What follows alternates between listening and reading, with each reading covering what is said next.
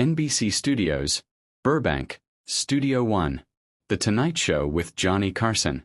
March 14, 1969. 8:52 p.m. 50 million people were watching what they thought would be a normal Friday night. Two of Hollywood's biggest stars were booked. Steve McQueen, fresh off Bullitt, Clint Eastwood, riding high from his spaghetti westerns. Both at the peak of their careers. Both considered the coolest actors in Hollywood. And both absolutely hated each other. The audience had no idea what was about to happen. Johnny Carson had no idea. Even NBC executives didn't know this night would become one of the most talked about moments in television history. Steve McQueen sat on the couch in a tan suit. His jaw was tight. His eyes kept flicking toward the curtain where Clint would enter. Steve didn't do fine when it came to Clint Eastwood. Johnny was midway through his monologue. Nixon jokes, Vietnam jokes. The audience laughed on cue. Everything seemed normal. Backstage, Clint Eastwood was getting the news that would change the night. "Mr. Eastwood," the production assistant said nervously, "Steve McQueen is already out there. He's the first guest." Clint looked up from his book. Didn't say anything for a long moment. "McQueen knows I'm coming on?" "Yes, sir." Mr. Carson thought it would make for interesting television. Friendly competition. Clint closed his book. Friendly. Right. Is there going to be a problem? Clint adjusted his tie. Guess we'll find out. What happened next would be replayed for decades. To understand that night, you need to understand the history between Steve McQueen and Clint Eastwood. This wasn't manufactured publicity. This was real animosity built over years. Steve was Hollywood royalty by 1969. The Great Escape, Bullitt, highest paid actor in the world. He had everything except what Clint had, effortless cool. Steve worked for his image, martial arts, motorcycle racing, his own stunts. He cultivated every aspect with meticulous care. It was brilliant, but it was work. Clint just existed. He showed up, squinted, said his lines, and audiences went crazy. He made it look easy. That drove Steve insane. The rivalry started in 1967. Both were offered Hang 'Em High. Steve turned it down, called it beneath him. Clint took it. The movie was a massive hit. Steve heard the numbers and threw a glass across his living room. Then came the real insult. In a 1968 Life magazine interview, Steve was asked about actors he respected. He listed names: Brando, Newman, Redford.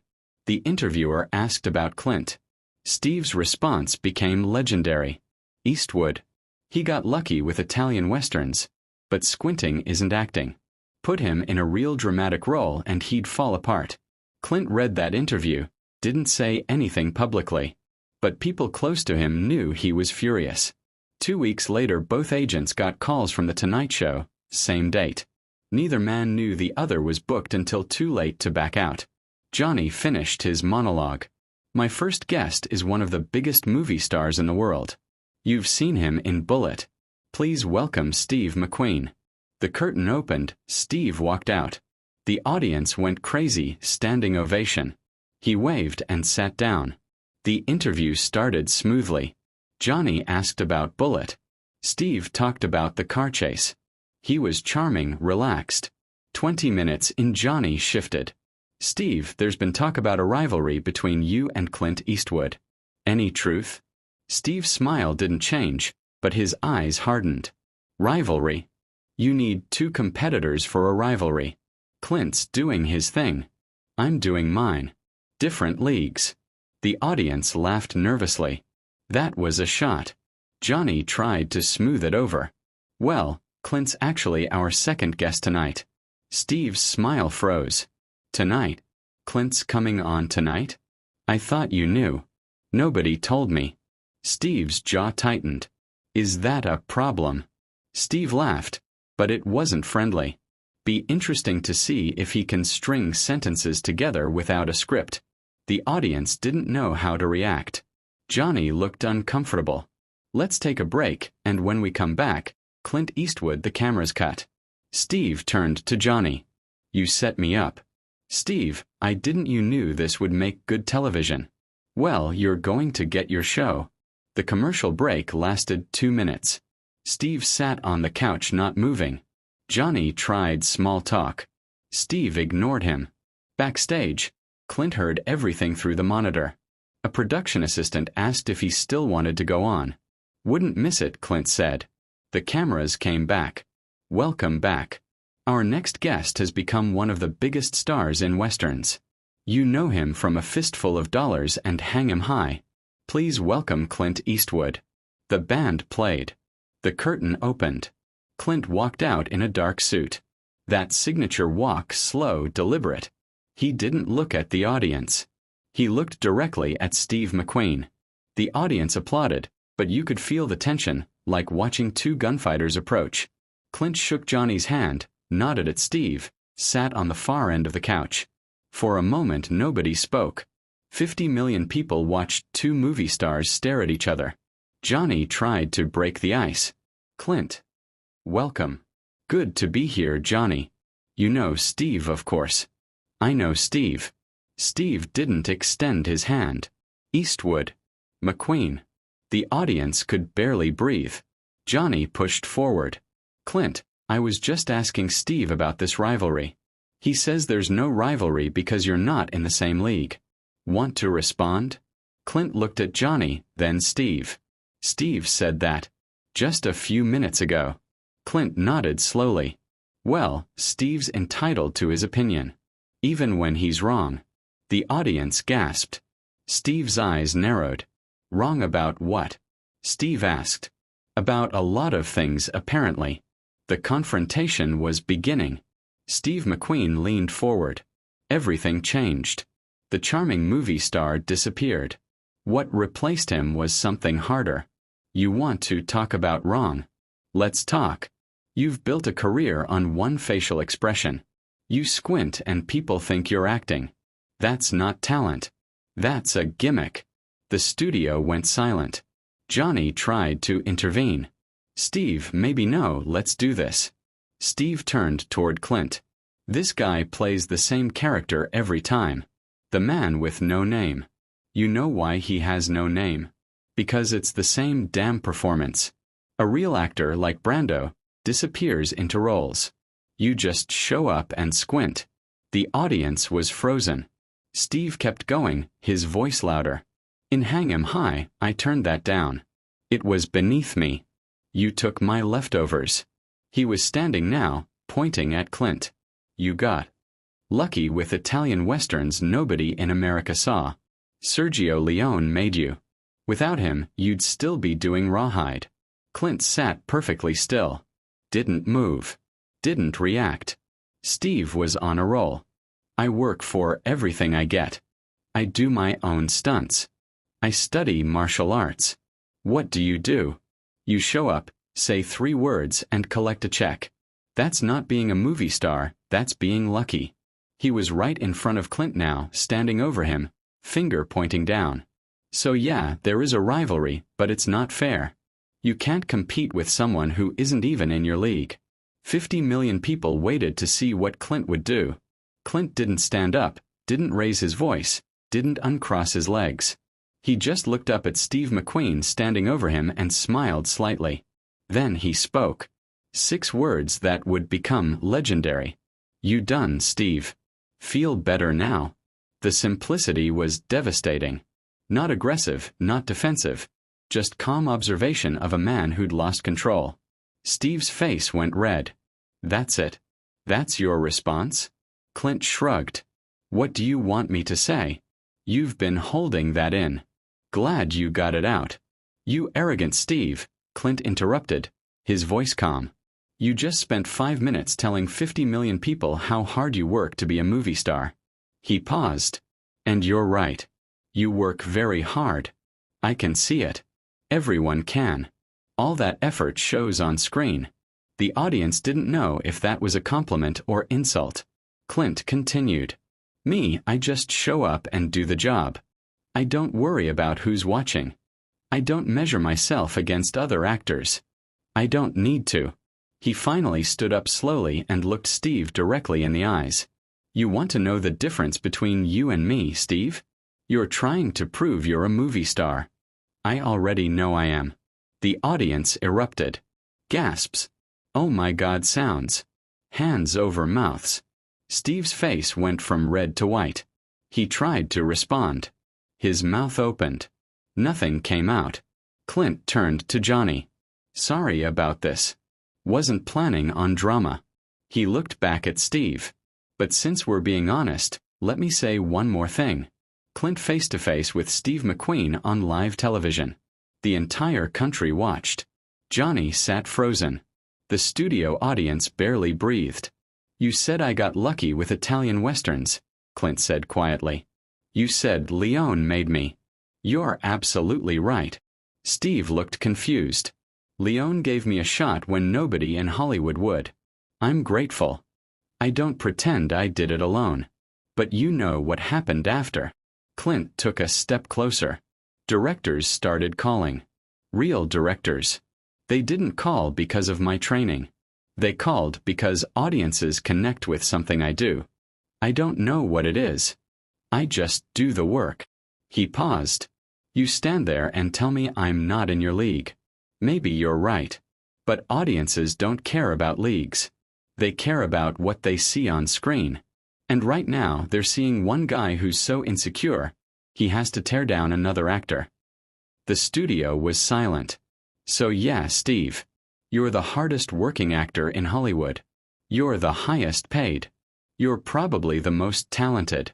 But you're standing here, desperately trying to convince everyone you're better than me. Clint's voice dropped to a whisper. If you really believed you were better, you wouldn't need to say it. Steve stood there, mouth open, unable to respond. For the first time in his life, the king of cool had nothing to say. Clint turned to Johnny. I think I'm going to head out early. Thanks for having me. He walked toward the curtain. The audience didn't know whether to applaud or gasp. This was the moment everything changed. Clint walked off. The curtain closed. For 10 seconds, nobody moved. Steve stood frozen. Johnny stared at his desk. The audience was silent. Then eruption. Not applause. Not booing. Just noise. Shock. 50 million people had watched Steve McQueen get verbally destroyed. Johnny finally found his voice. We're going to take a break. The cameras cut. Steve walked off without a word. Backstage, Clint was in his dressing room. There was a knock. Johnny Carson. Clint, I am so sorry. I had no idea. Not your fault, Johnny. Steve's been looking for that fight for 2 years. At least it's over. The network is freaking out. Clint shrugged. Steve will be fine. His ego's hurt, but he'll recover. In Steve's dressing room, his agent was doing damage control. We need a statement. Steve wasn't listening. He sat on the couch staring. He made me look like a fool. You made yourself look like a fool. You attacked him first. He was supposed to fight back. Instead, he stayed calm and made you look desperate. The ratings came in overnight. Highest Tonight Show numbers in history. By Monday morning, every newspaper covered it. Headlines ranged from McQueen versus Eastwood, the fight that wasn't, to Clint silences Steve McQueen with 6 words. The damage was done. Hollywood would never forget. The fallout lasted years. For Steve, it was devastating in ways that weren't immediately obvious. He never apologized, never addressed it publicly. When reporters asked, he'd change the subject. But the damage was done. Hollywood started whispering that Steve was insecure, that he couldn't handle competition. Directors who'd worked with him started having second thoughts. Not because he wasn't talented, but he was difficult. Steve's career continued. The Getaway, Papillon both successful. But something changed. The effortless cool seemed forced. You could see him working at it. For Clint, the opposite happened. That moment became part of his legend. The calm under pressure, the refusal to engage in ego battles. Directors loved it. Studios loved it. Audiences loved it. Clint became the actor everyone wanted to work with. He directed his first film, Play Misty for Me, in 1971. Hit. His career expanded beyond acting. The two men never spoke again, never worked together, barely acknowledged each other. In 1974, at the Academy Awards, both were nominated. When Clint won, Steve was caught on camera not applauding, just sitting there while everyone stood. That image became symbolic. Steve McQueen, the highest-paid actor in the world, sitting alone while everyone celebrated Clint. By 1978, Steve's career was in decline. Not from lack of talent, but he'd become difficult. Directors didn't want to deal with his ego. The Tonight Show moment had defined both their legacies. Steve McQueen died on November 7th, 1980. Mesothelioma. 50 years old. The world mourned. Whatever happened on The Tonight Show, Steve was a legend. Clint was asked to comment. He was directing a film. He stopped production.